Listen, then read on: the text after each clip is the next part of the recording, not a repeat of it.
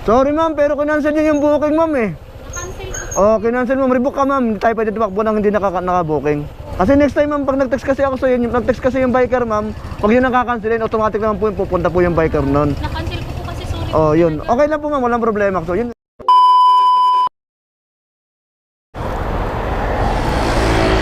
Yo, what's up? Good morning mga kabida. Nandito na naman tayo sa karsada at syempre muli nagbabalik Buraot Motovlog is here. Ayun, mga bida na lansangan, shoutout sa inyong lahat. At kamusta tayo dyan? Kamusta ang buhay-buhay? Long time no vlog. At ngayon na ulit tayo nakakapag-vlog kasi masyado tayong busy. At marami tayong pinagdadaanan ngayon. Ayun na nga guys, ito pa rin ang buhay natin. Sa karsada pa rin tayo naglalagi. Wala namang pinagbago. Bida pa rin tayo sa karsada. So yan guys, narara yung first blood. At dito to sa may Gatchalian. Dito tayo ngayon sa Paranaque guys. Ayan, Paranaque Gatchalian. Ayan, pupuntahan natin ang ating booking. Ngayon nga ay araw ng Sabado at time check 7:37 ng umaga. Inumaga na tayo sa karsada. At syempre big shoutout sa mga patuloy na bumabiyahe dyan, sa mga video ng karsada dyan. Ano bang kulay ang daladala natin. So big shoutout sa inyo at ride safe sa atin lahat. Mabuhay tayo.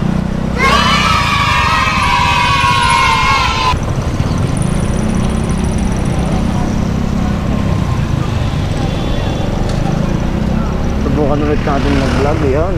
At ngayon po ay November 25. So 25 days na lang before Christmas. Yun, malapit ng Pasko. Maligayang Pasko sa atin lahat. Jay, pick up lang. Good morning. Malapit ng araw ng Pasko. Excited na ba yung lahat? Ako hindi. Unang-una, marami tayong bayarin. Yan.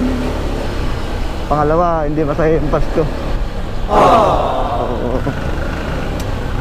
I-reveal ko na lang sa inyo ano yung mga pinagdadaanan ko sa mga sumusunod na araw. Next time siguro pag ready na ako. Sa ngayon, focus muna tayo sa ating buhay lansangan. Walang kahamsams dito. Focus muna tayo sa ating buhay lansangan at sana makarami tayo ngayong araw. So ayun nga, nandito na tayo sa pick up location. At nasa na kaya yung ating passenger dito.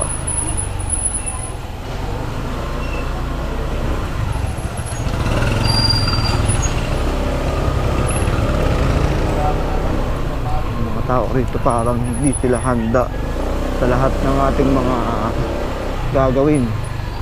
So nasaan ka na ma'am? Where are you? Ako po ay nandito na ang inyong lingkod. Ayun. Hindi siya. Pero lumabas siya. Ay! Pinansel yung booking. Oh no! Ano masakit ng katotohanan, guys. Ayun. Nandito na tayo sa pick up location. Pinansel pa yung booking. So, sad to say, hindi para sa atin yan.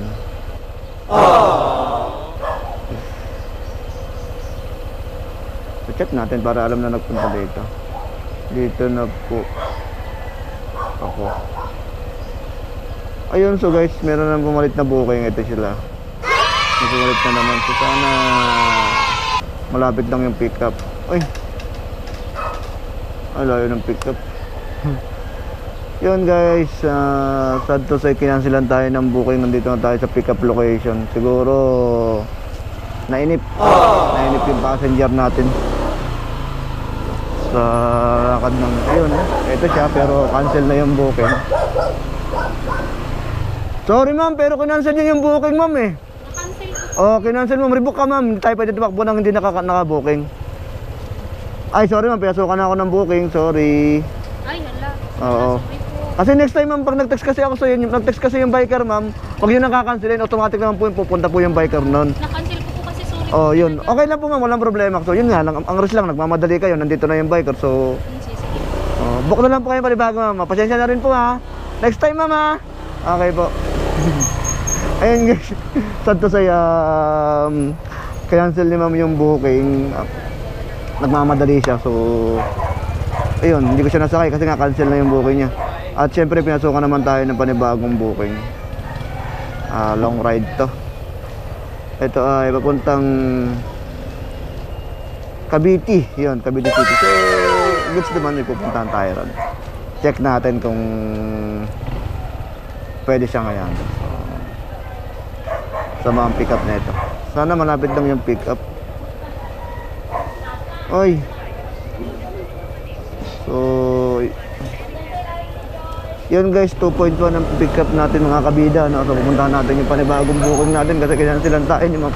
Actually guys, nakita kami ni ma'am. Yun, nakita kami ng booking. Yung nag-book, na-cancel niya daw yung booking. So, wala namang problema kasi, yun, problema nga lang, nandito na ako sa area, yung na-cancel niya yung booking. Hindi ko alam, baka nagmamadali siya. Hindi ko naman siya pwedeng itakbo ng wala siyang booking. So sabi ko sa kanya, mag-rebook na lang siya para nakasakay siya ng nakabooking niya. So yun.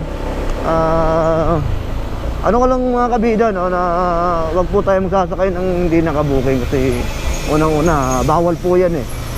Bawal po yan sa ating platform sa Joyride. Yan, pwede tayo maban dyan pag nagsakay tayo ng hindi nakabooking. So kailangan mas better na lagi nakabooking tayo kung tatakbo tayo, magpasasakay tayo ng pasahero. Ayan, para safe po ang lahat. Safe sa passenger at siyempre safe din po sa biker. Okay, but anyway guys, meron tayo uling booking, pupunta na natin siya. At sana makapag-intay ito, medyo malayo-layo to, 2.1 kilometers. Papunta siya ng Cavite City. Ayun, so sana makuha natin.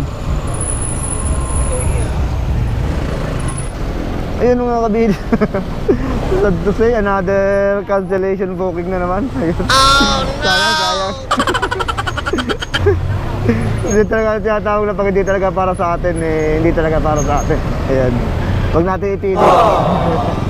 So, dalawang beses tayong kinansilan mga kabida, no? So, nakakalungkot dahil sayang yun, long ride yun, papuntang Cavite City. 300 plus. So, sayang. But anyway, hanap tayo ng panibagong booking. Baka meron pa namang mas better at mas magandang booking. Siguro, kaya hindi para sa atin, kaya hindi din nakuha natin yun kasi hindi para talaga sa atin. Nakakalungkot na dahil dalawang beses tayo nakansilan. Yan. Ang gawin natin na ito siguro, standby muna tayo dito sa area. Yun, standby muna tayo, baka sakali may makuha tayo na mas maganda. So yun, big shoutout sa mga pasahero natin na mahilig mag-cancel dyan. Ayan, yan tuloy, lalo lang kayo natagalan. Si ma'am kanina, yung unang nag-cancel sa akin, gusto niyang sumakay, hindi naman siya pwede sumakay kasi hindi nga siya nakabukin. So sabi ko, mag-book na lang siya ng panibago. Baka sakaling ako rin makuha ng buko niya. May pumasok sa akin pakabit eh. So, ayun, kinuha ko naman. Ang nakakalungkot, hindi din natin nakuha kasi nga kinancel it. Ayun, another cancellation booking siya. So, stay muna tayo dito ng mga 10 minutes. Antay tayo ng booking. Yun guys, nag-aantay tayo ng booking dito. Siyempre, kung pa tayong booking dahil guys tayong kinansilan, mag-aantay tayo ng panibagong booking dito. So, update ko kayo guys. Standby muna tayo rito sa area. Dito tayo ngayon sa Llanas Evacom. Yan. So, sayang yung long ride na yan. Sana makakuha ko siya ng mas malapit na biker sa kanya. Mukhang nagmamadali sila parehas. So, update ko kayo guys pag tayong booking na panibago. Right?